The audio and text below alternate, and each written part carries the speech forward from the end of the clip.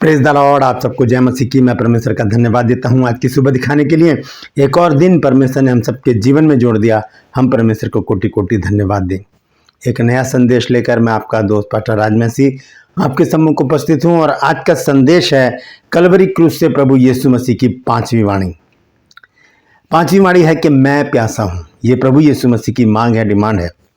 आज इस पर हम मनन करेंगे। जैसे कि आप जानते हैं कि शुरू से ही हम इन वचनों को देख रहे हैं। सबसे पहला वचन जो प्रभु यीशु मसीह ने बोला था कि हे पिता इन्हें क्षमा कर क्योंकि जानते नहीं क्या करते हैं। ये पर प्रभु यीशु मसीह की प्रार्थना थी। फिर डॉक्टर से कहा कि आज ही तू मेरे साथ स्वर्गलोक में होगा। ये प्रभु यीशु मसीह का वायदा था। उसके बाद मरियम से कहा कि हे नारी देखिए तेरा पुत्र है। ये यीशु मसीह की चिंता थी। और उसके बाद प्रभु यीशु मसीह ने कहा कि हे पिता, हे मेरे परमेश्वर तूने मुझे क्यों छोड़ दिया। ये यीशु मसीह की पीड़ा थी। आज पांचवा वचन है मैं प्यासा हूँ। ये प्रभु यीशु मसीह की मांग है। तो बने रहिएगा मेरे साथ। आज इस वचन पर हम गहन चिंतन करेंगे, मनन करेंगे और जानेंगे कि इस वचन में क्या बड़े भेद की बातें हैं।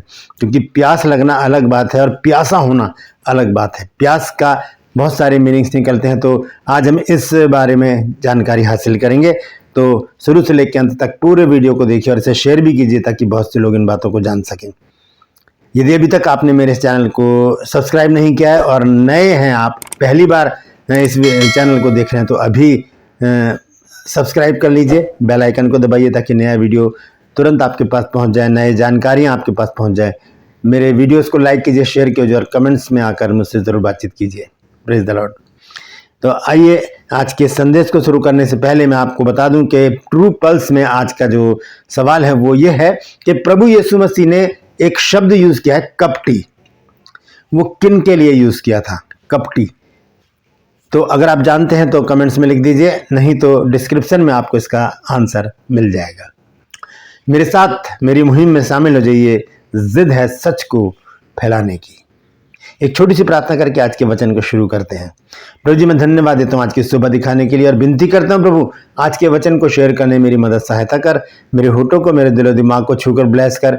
मेरी आत्मा और मेरा शरीर तेरे ही कब्जे में रहे ताकि बोलने वाला मनुष्य नहीं बल्कि तेरा आत्मा हो। जो भी गुड़ भेद की बातें आज के इस वचन में छिपी हैं वो हम पे प्रकट करना प्रभु, ताकि प्रभु जी हम इन सारी बातों को जाने और अपने जीवन को उसी के अनुसार गुजारने वाले बन सकें। परमपिता परमेश्वर, मैं प्रार्थना करता हूँ प्रभु जी, जितने भी लोग इस वचन को देख रहे हैं, सुन रहे हैं, उन सब पर मैं तेरी आशीष बोलता हूँ। हर एक को आशीषित कर।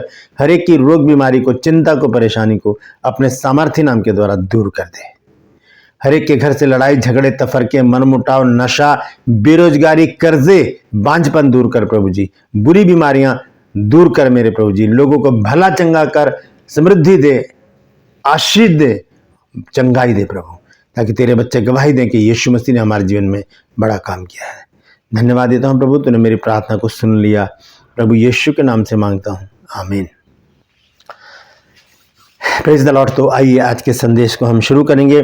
आज का संदेश है मैं प्यासा हूं। ये प्रभु यीशु मसीह की जो ये वाणी है, पांचवी वाणी जो प्रभु यीशु मसीह ने कलवरी क्रूस से कही थी। तो आइए इसको देखेंगे हम। ये लिखा है यूहन्ना रचित सुसमाचार, उसका 19 अध्याय और उसका 28 पद।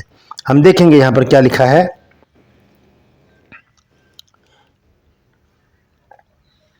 यह लिखा है, इसके बाद यीशु ने यह जानकर कि अब सब कुछ हो चुका है, इसलिए कि पवित्र शास्त्र की बात पूरी हो, कहा मैं प्यासा हूं। मैं प्यासा हूं। ये बहुत ही महत्वपूर्ण संदेश है प्रभु यीशु मसीह की तरफ से। इसका शीर्षक मैंने रखा है मांग। ये प्रभु यीशु मसीह की मांग है। ये प्रभु यीशु मसीह की डिमांड है हर एक विश्वासी से, हर एक मनुष्य से। मैं प्यासा हूं। मैं प्यासा हूं का अर्थ क्या है? क्योंकि हम जानते हैं कि जब कोई प्यासा होता है, जिसको प्यास लग रही होती है, वो कभी नहीं कहता कि मैं प्यासा हूं। वो ये कहेगा कि मुझे पानी पिला दो, या कहेगा पानी पानी। अगर ज़्यादा मूर्छित पड़ा है, बेहोश पड़ा है और हल्की सी उसके अंदर हल्का सा होश है तो वो पानी मांगेगा। तो इस तरह ये नहीं कहेगा कि मैं प्यासा हूँ, वो कहेगा पानी पानी पानी, ताकि लोग समझ जाएं कि इन्हें पानी की प्यास है। तो यहाँ पर यीशु मसीह अगर कह रहे हैं कि मैं प्यासा हूँ, तो यहाँ पर बड़े भेद की बात प्रभु यीशु मसीह कर रहे हैं। इस भेद की बात को आज जानने की जरूरत है मुझे भी और आपको भी, तो बने रहिएगा मेरे साथ। हम देखते हैं कि यीशु मसीह एक जगह जाते हैं, जब वहां पर एक कुएं पर बैठ जाते हैं, एक सामरी स्त्री वहां पर आती है और वो पानी भरने आती है। तब यीशु मसीह से कहते हैं कि मुझे पानी पिला। ये नहीं कहते कि मैं प्यासा हूं, कहते कि मुझे पानी पिला। वो बड़े अचंभित होकर यीशु मसीह को देखकर कहती है कि तू तो यहूदी है। वो स्त्री सामरी थी। यहूदी और सामरियों में कोई भी संबंध नहीं है। तो उस स्त्री ने कहा कि तू तो सामरी है, तू मुझसे पानी मांगता है। तब यीशु मसीह ने क्या कहा, आइए देखते हैं। यूहन्ना 4 अध्याय और उसके 10 पद में देखेंगे क्या लिखा है। यहां पर इस प्रकार से लिखा है, यीशु ने उत्तर दिया, यदि तू परमेश्वर के वरदान को जानती और यह भी जानती कि वह कौन है जो तुझसे कहता है मुझे पानी पिला, तो तू उससे मांगती और वह तुझे जीवन का जल देता। दोस्तों, जिसके पास जीवन का जल है वो प्यासा है। बड़ी अजीब सी बात है ये तो।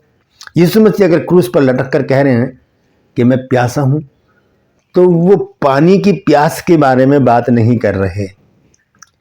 यहां पर भी यीशु मसीह किसी मकसद से आए हैं और वो कहते हैं कि मुझे पानी पिला। यूं नहीं कहते कि मैं प्यासा हूं, वो कहते हैं कि मुझे पानी पिला। वो स्त्री फिर वो जो बातें मैंने बताई हैं, उसके बाद यीशु मसीह उसको जवाब देते हैं कि अगर तू ये जानती कि वो कौन है जिससे तू बातें कर रही है और उससे मांगती, तो वो तुझे जीवन का जल देता। एक जीवन का जल खुद है, जल का सोता है। और ऐसी शख्सियत उस स्त्री के सामने बैठी है जो खुद एक बहता हुआ जल है। वो क्रूस पर जब लटकाया जाता है तो वो क्या कहता है कि मैं प्यासा हूं। क्या प्यास थी यीशु मसीह की। देखिए, यीशु मसीह ने जो भी बातें कही हैं वो बहुत गहरी बातें हैं। हम देखते हैं कि यीशु मसीह ने जिन बातों में भी दृष्टि की है, या अपनी जुबान से निकाली है, या कहा गया है, या अपने व्यवहार से उसे प्रदर्शित किया है, वो अद्भुत बातें हैं। और मैंने बीते दिनों भी आपको बताया था कि यीशु मसीह को 2 नाम दिए गए, परमेश्वर का पुत्र और मनुष्य का पुत्र। परमेश्वर का पुत्र इसलिए क्योंकि उनमें ईश्वरत्व के गुण थे। आंधी को डांट दिया, पानी को रोक दिया, पानी पर चलने लगे, मलखुस का कान जोड़ दिया, ये थे पर ईश्वरत्व के कार्य। और दूसरी चीज मनुष्य का पुत्र इसलिए क्योंकि यीशु मसीह के अंदर मनुष्यत्व के भी गुण थे। उन्हें नींद आती थी, उन्हें तरस आता था, वो रोते भी थे, उन्हें प्यास भी लगती थी, उन्हें भूख भी लगती थी। क्या था भोजन प्रभु यीशु मसीह का। इसी में देखेंगे 4 अध्याय, यूहन्ना 4 अध्याय और उसका 33 और 34 पद। यह लिखा है, तब चेलों ने आपस में कहा, क्या कोई उसके लिए कुछ खाने को लाया है?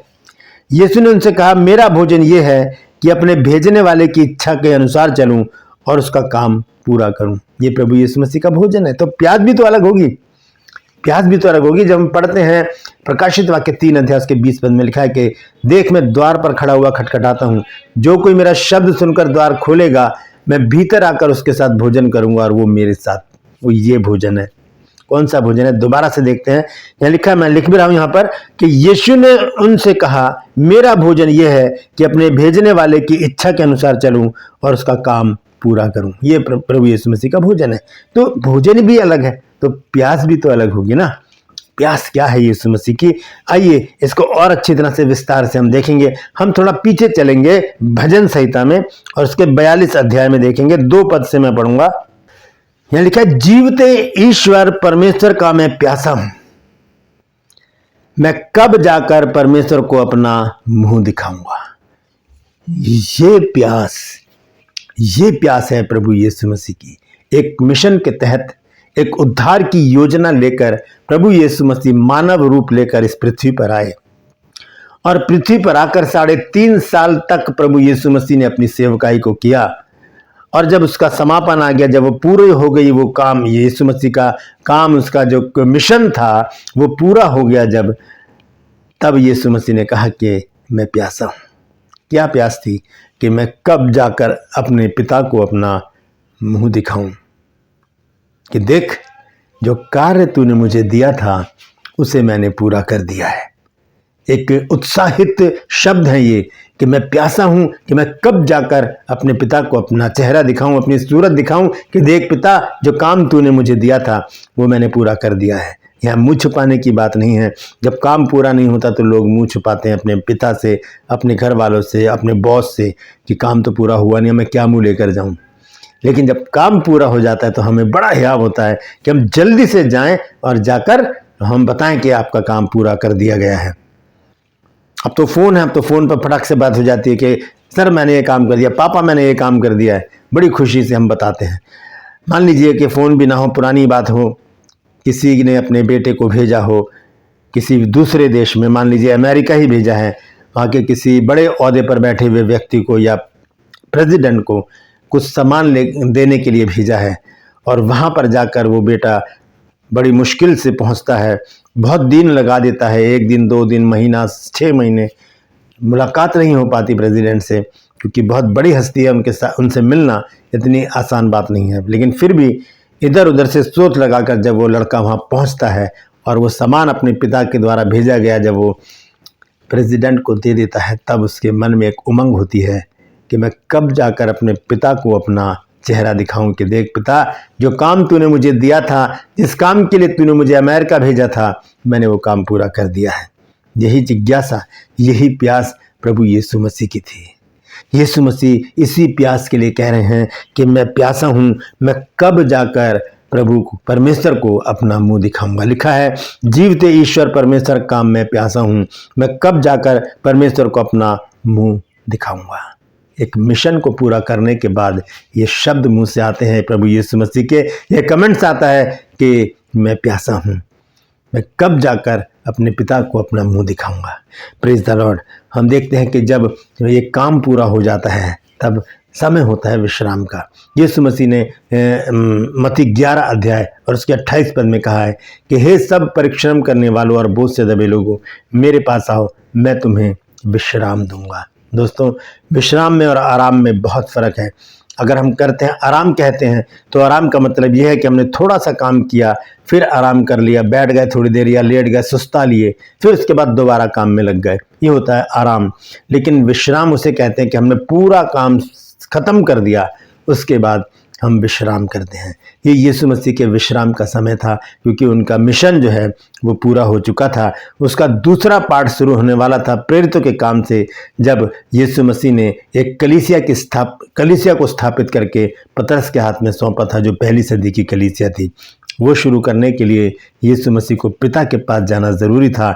इसलिए यीशु मसीह कहते हैं कि जीवते ईश्वर परमेश्वर का मैं प्यासा हूँ, मैं कब जाकर उसे अपना मुँह दिखाऊँगा।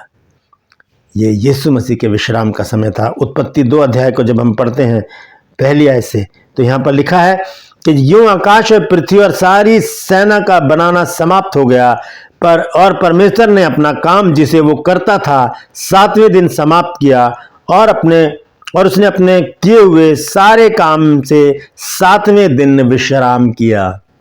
आराम नहीं किया, विश्राम किया। काम खत्म करने के बाद विश्राम का समय आता है। अब विश्राम दिन में प्रवेश करने का समय है, मेरे और आपके लिए भी। ये टॉपिक अलग है, इस पर फिर किसी दिन बात करेंगे। लेकिन मैं बता रहा हूँ कि प्रभु यीशु मसीह के अब विश्राम का समय था, ताकि वो अपने पिता के पास जाकर विश्राम करे। यीशु मसीह कहते हैं कि मैं प्यासा हूँ, तो वो उनकी इच्छा ये है कि वो कब जाकर प्रभु परमेश्वर को अपना चेहरा दिखाएंगे। हम देखते हैं भजन संहिता 119 अध्याय और उसका 131 पद है। यह लिखा है कि मैं मुंह खोलकर हाँफने लगा, क्योंकि मैं तेरी आज्ञाओं का प्यासा था। मैं मुंह खोलकर हाँफने लगा, क्योंकि मैं तेरी आज्ञाओं का प्यासा था।